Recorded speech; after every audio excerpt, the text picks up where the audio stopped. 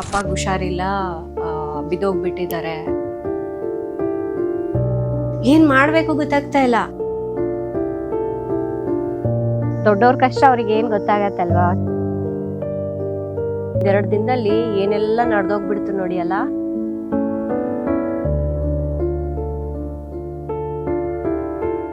Hi friends, ನಿನ್ನೆ ನಾವು ತೋಟಕ್ಕೆ ಹೋಗಿದ್ವಿ,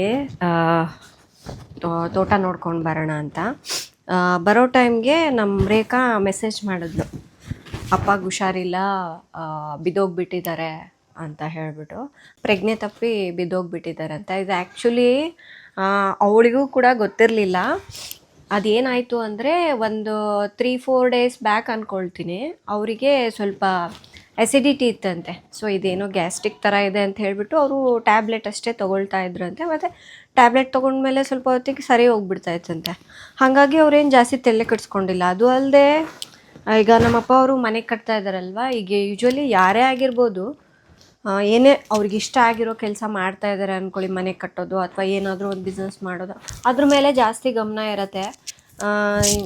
ಚೆನ್ನಾಗಿ ಊಟ ಮಾಡ್ತಾಯಿದ್ದರು, ನಿದ್ದೆ ಮಾಡ್ತಾಯಿದ್ದರು, ಅದ್ರ ಬಗ್ಗೆ ಎಲ್ಲ ತಲೆ ಕೆಡಿಸ್ಕೊಳಲ್ಲ ಅಲ್ವಾ. ಸೊ ಹಂಗೆ ಇವರು ಕೂಡ ಏನಿಲ್ಲ ಬಿಡು, ಸ್ವಲ್ಪ ಏನೋ ಹುಷಾರಿಲ್ದಂಗೆ ಆಗಿದೆ ಅಂಥೇಳಿ ಟ್ಯಾಬ್ಲೆಟ್ ತೊಗೊಳ್ತಾ ಇದ್ರಂತೆ. ಬಟ್ ಏನು ಅದು ನಿನ್ನೆ ಸಡನ್ನಾಗಿ ಹಂಗೆ ಚೇರಲ್ಲಿ ಕುತ್ಕೊಂಡಿದ್ದಾರಂತೆ, ಬಿದ್ದುಬಿಟ್ಟಿದ್ದಾರಂತೆ. ಅದು ನೋಡಿದ್ರೆ ಮನೇಲಿ ಯಾರೂ ಇಲ್ಲ, ಯಾಕೆಂದರೆ ಅಲ್ಲೇ ಪಕ್ಕದಲ್ಲೇ ಮನೆ ಕಟ್ತಾ ಇದ್ದಾರೆ ನಮ್ಮದು, ಅಲ್ಲಿ ಹೋಗಿಬಿಟ್ಟಿದ್ದಾರೆ. ಇನ್ನು ಮೋಕ್ಷ ಆಟಾಡ್ಕೊಂಡು ಮನೇಲಿ ಬರ್ತಾನಲ್ಲ, ಮೋಕ್ಷ ಅಲ್ಲೇ ಇದ್ದಾನೆ. ನೋಡಿಬಿಟ್ಟು ಅವಾಗ ಹೋಗಿ ಅಜ್ಜಿ ತಾತ ಬಿದ್ದೋಗ್ಬಿಟ್ಟಿದ್ದಾರೆ ಅಂಥೇಳಿ ಹೋಗಿ ಹೇಳಿದ್ನಂತೆ. ಬಂದು ನೋಡೋದೆ ಅದೇನಾಗಿದೆ, ನಮ್ಮ ಮನೆ ಒಳಗಡೆ ಒಂದು ಇದು ದಿವಾನ್ ಕಟ್ ಹಾಕಿದ್ದಾರೆ. ಅದು ಶಾರ್ಪ್ ಎಡ್ಜಸ್ ಇರುತ್ತಲ್ವ, ಸೊ ಅದಕ್ಕೆ ಟಚ್ ಆಗಿಬಿಟ್ಟು ಇಲ್ಲಿ ತಲೆಗೆ ಟಚ್ ಆಗಿ ಇಂಥ ಶಾರ್ಪ್ ಎಡ್ಜ್ ಫುಲ್ ಬ್ಲೀಡಿಂಗ್ ಆಗೋಗ್ಬಿಟ್ಟಿದೆ ಅಂತೆ. ಸೊ ಬ್ಲಡ್ ಎಲ್ಲ ಬಂದಿರೋದು ನೋಡಿ ಹಾಸ್ಪಿಟಲ್ ಕರ್ಕೊಂಡು ಹೋಗಿದ್ದಾರೆ. ಸೊ ನನಗಂತೂ ರಾತ್ರಿ ಅದನ್ನು ಕೇಳಿದ್ಮೇಲಂತೂ ಸಮಾಧಾನನೇ ಇಲ್ಲ, ಯಾವಾಗ ಹೋಗ್ತೀವಪ್ಪ ಅಂತ ಅನಿಸ್ಬಿಟ್ಟಿದೆ. ನಾವು ಆ್ಯಕ್ಚುಲಿ ಹೊಸಪೇಟೆ ಹೋಗೋ ಪ್ಲ್ಯಾನ್ ಇತ್ತು. ಅಂದರೆ ಸ್ವಲ್ಪ ಈಗ ನಮ್ಮ ಅತ್ತೆ ಬೇರೆ ಇದ್ದಾರಲ್ವ, ಸ್ವಲ್ಪ ಬಿಸಿಲು ಎಲ್ಲ ಇದೆ, ಸ್ವಲ್ಪ ಕಮ್ಮಿ ಆದಮೇಲೆ ಹೋಗೋಣ ಅಂಥೇಳಿ ಪ್ಲ್ಯಾನ್ ಮಾಡ್ಕೊಂಡಿದ್ವಿ. ಬಟ್ ಈ ಥರ ಹೋಗ್ತೀನಿ ನಾನು ಊರಿಗೆ ಅಂತ ಅಂದ್ಕೊಂಡೇ ಇರಲಿಲ್ಲ.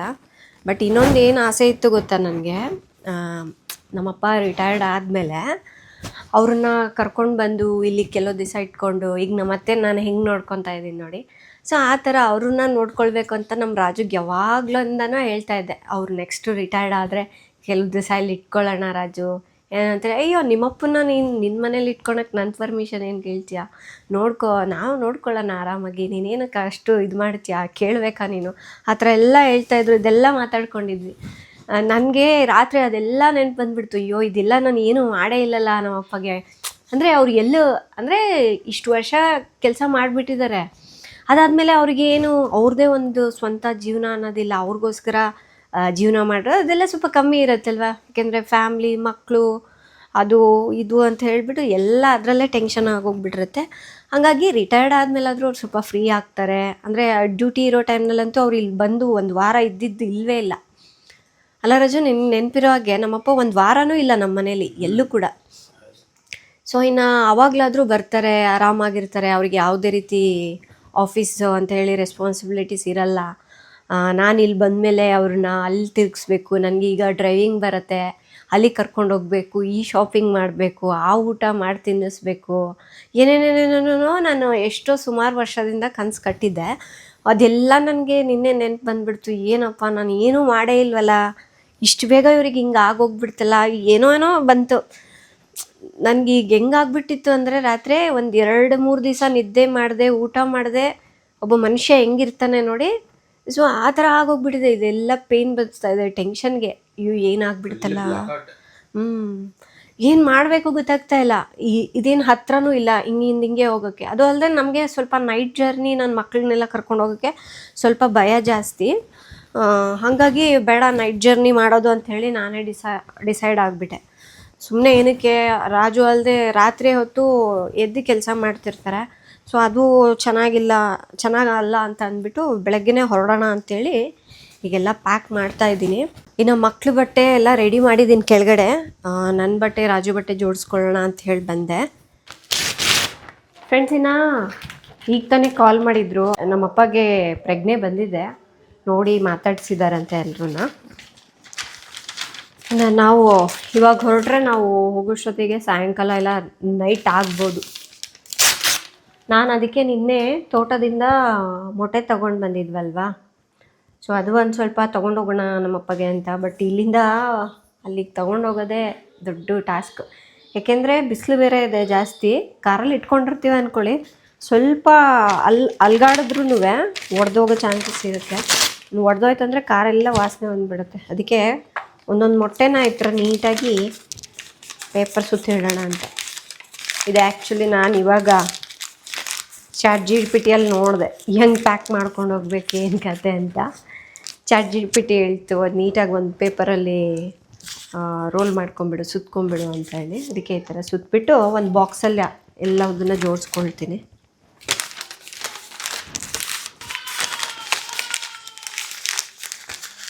ನಿನ್ನೆ ತೋಟದಿಂದ ಕೆಲವೊಂದು ಹಾರ್ವೆಸ್ಟ್ ಎಲ್ಲ ಮಾಡ್ಕೊಂಡಿದ್ವಲ್ವ, ಅಂದರೆ ಪಪ್ಪಾಯ, ಸ್ವಲ್ಪ ನುಗ್ಗೆಕಾಯಿ, ಅವರೆಕಾಯಿ, ಅದೆಲ್ಲದನ್ನು ಪ್ಯಾಕ್ ಮಾಡಿದ್ದೀನಿ ಆಲ್ರೆಡಿ. ಮತ್ತು ಊರಿಗೆ ಅಂಥೇಳಿ ನಾವು ಎಲ್ಲೇ ಊರಿಗೆ ಹೋದರೂ ಈ ಥರ ವಾಟರ್ ಬಾಟ್ಲ್ ಮನೆಯಿಂದನೇ ತೊಗೊಂಡು ಹೋಗ್ಬಿಡ್ತೀವಿ. ಯಾಕೆಂದರೆ ಮಕ್ಕಳಿಗೆ ಸ್ವಲ್ಪ ವಾತಾವರಣ ನೀರೆಲ್ಲ ಚೇಂಜ್ ಆಗತ್ತಲ್ವ, ಈ ನೆಗಡಿ ಎಲ್ಲ ಬಂದುಬಿಡುತ್ತೆ ಅನ್ನೋದಕ್ಕೋಸ್ಕರ ಎಲ್ಲೇ ಹೋದರೂ ಈ ಥರ ಒಂದು ಬಾಟ್ಲ್ ರೆಡಿ ಮಾಡಿಬಿಡ್ತೀನಿ. ಈ ನೀರು ಖಾಲಿ ಆಗೋವರೆಗೂ ನಮಗೇನು ಟೆನ್ಷನ್ ಇಲ್ಲ. ಅದನ್ನೇ ಬಿಸಿ ಮಾಡೋದು ಮತ್ತು ನಾವು ಕುಡಿಲಿಕ್ಕೆಲ್ಲ ಇದನ್ನೇ ಯೂಸ್ ಮಾಡ್ಕೊಳ್ತೀವಿ. ಆ್ಯಂಡ್ ಇನ್ನು ಕಾರ್ ಬೆಡ್ ಒಂದು ರೆಡಿ ಮಾಡ್ಕೊಳ್ಬೇಕು. ಸೊ ಎಲ್ಲದನ್ನ ತಗೊಂಡು ಬಂದು ಇಟ್ಟಿದ್ದೀನಿ. ಹೋಗಿ ಈಗ ಬೆಡ್ ರೆಡಿ ಮಾಡಿಕೊಂಡು ಇಲ್ಲೇ ತಿಂಡಿ ತಿನ್ಕೊಂಡು ಹೊರಡ್ಬಿಡ್ತೀವಿ. ನಾನು ಹೋಗಿ ಇನ್ನೂ ರೆಡಿಯಾಗಿ ಬರಬೇಕು, ರೆಡಿ ಆಗಿಲ್ಲ. ರೆಡಿಯಾಗಿ ಬಂದು ಮತ್ತೆ ವಿಡಿಯೋ ಮಾಡ್ತೀನಿ. ಇನ್ನು ಲಗೇಜ್ ಎಲ್ಲ ಕೆಳಗಡೆ ತೊಗೊಂಡು ಬಂದ್ವಿ. ಚಿನಿಮಾಗೆ ಕಾರಲ್ಲಿ ಬೆಡ್ ರೆಡಿ ಮಾಡಿಕೊಡ್ಬೇಕಂತೆ. ಕಾರಲ್ಲಿ ಹಾಕುವಂತಹ ಬೆಡ್ ಇತ್ತು ಒಂದು, ಬಟ್ ಈಗ ಎಲ್ಲಿ ಇಟ್ಟಿದ್ದೀವೋ ಗೊತ್ತಿಲ್ಲ.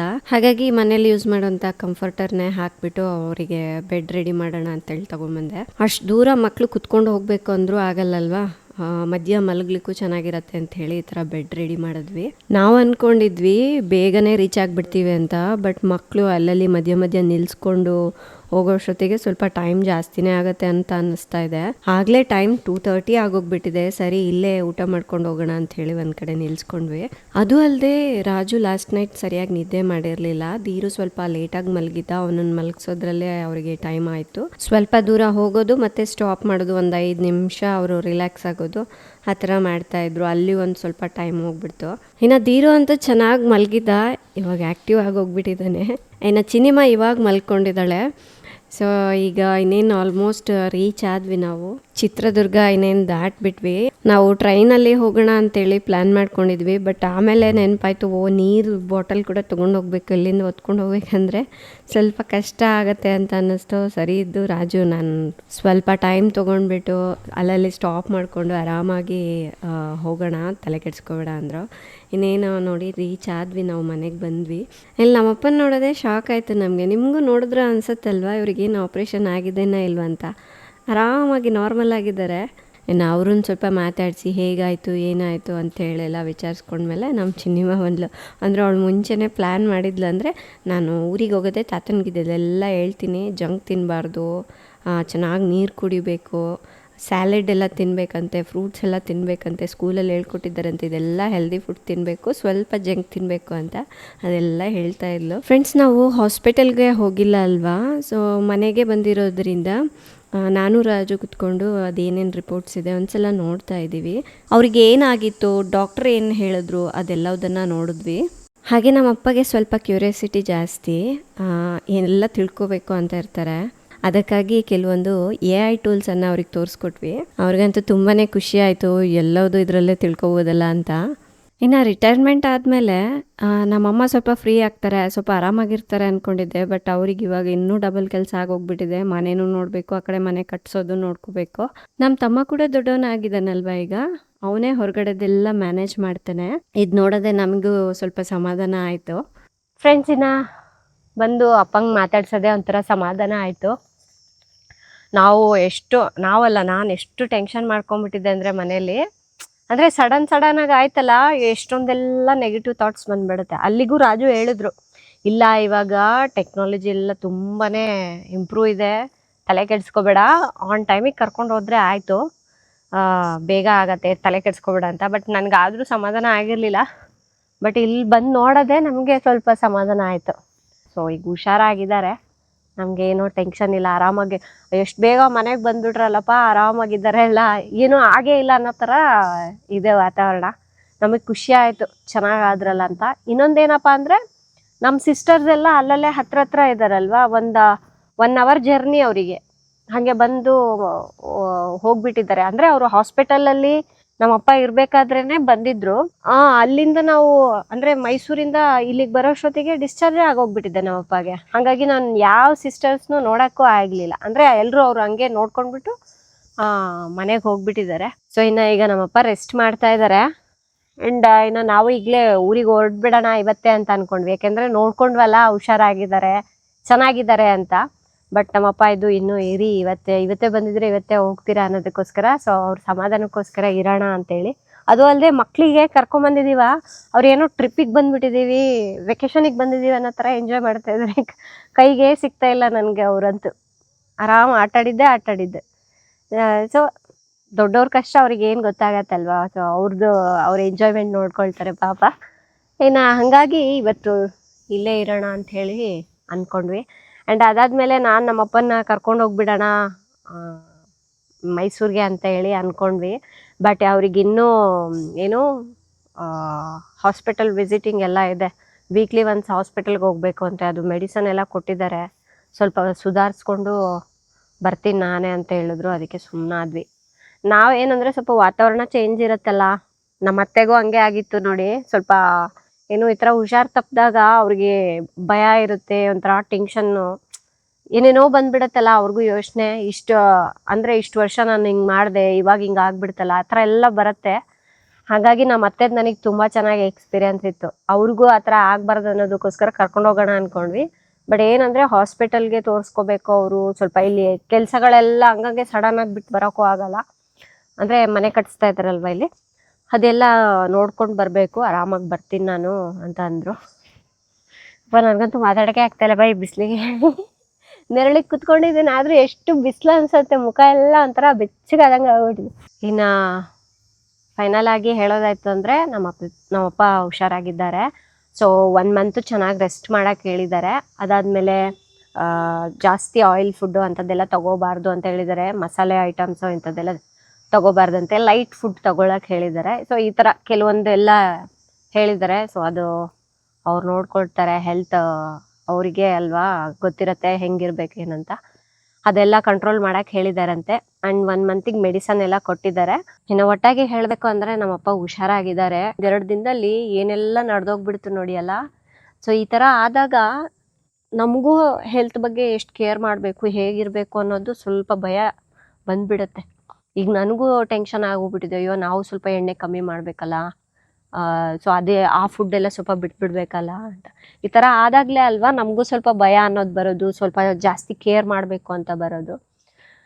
ಏನೋ ಒಟ್ಟಿನಲ್ಲಿ ಹುಷಾರಾಗಿದ್ದರೆ ಚೆನ್ನಾಗಿದ್ದರೆ ಸಾಕಪ್ಪ ಅಷ್ಟೇ. ನಮಗೆ ಇಷ್ಟೊಂದು ಟೆನ್ಷನ್ ಮಾಡ್ಕೊಂಡ್ಬಿಟ್ಟಿದ್ವಿ. ನಮಗೆ ದೂರ ದಾರಿಯಲ್ಲ, ಅದು ಅರ್ಧ ಥಿಂಕಿಂಗ್ನಲ್ಲೇ ಹೊಂಟೋಗ್ಬಿಡತ್ತೆ ನಮ್ಮ ಎನರ್ಜಿ ಆಗಿರ್ಬೋದು, ನಮ್ಮ ಪೇಷನ್ಸ್.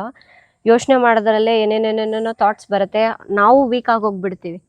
ಹಾಗಾಗಿ ಸ್ವಲ್ಪ ಡಿಸ್ಟರ್ಬ್ ಆಗಿದ್ದೆ. ಈಗ ಚೆನ್ನಾಗಿದ್ದೀವಿ, ಏನೂ ತೊಂದರೆ ಇಲ್ಲ ಅಂತ ಹೇಳಿದ್ಮೇಲೆ ಸರಿನಾ. ಇನ್ನು ಇವತ್ತಿನ ಬ್ಲಾಗ್ ಇಲ್ಲ ಎಂಡ್ ಮಾಡೋಣ ಅಂದ್ಕೊಂಡಿದ್ದೀನಿ ಫ್ರೆಂಡ್ಸ್.